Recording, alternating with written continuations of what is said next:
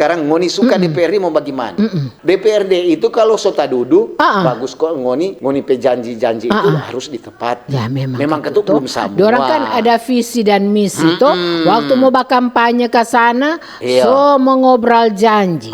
So mengobrolkan apa tuh dorang pe rencana keinginan program kerja ke depan. Kalau dorang jadi, ya kalau tuh nyak jadi nak masalah, karena dia bilang ya kita kok nak jadi walaupun tak sobat janji, nyak jadi.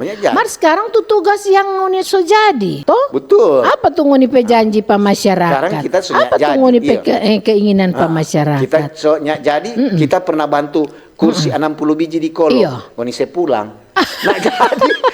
Serta ini orang mau tanya, kok ngoni mau bagaimana dan serta so jadi. So duduk di anggota kursi. Dewan yang terhormat, Leja bilang terhormat. Wakil rakyat. Harus adom bilang bekerja untuk rakyat. Betul itu.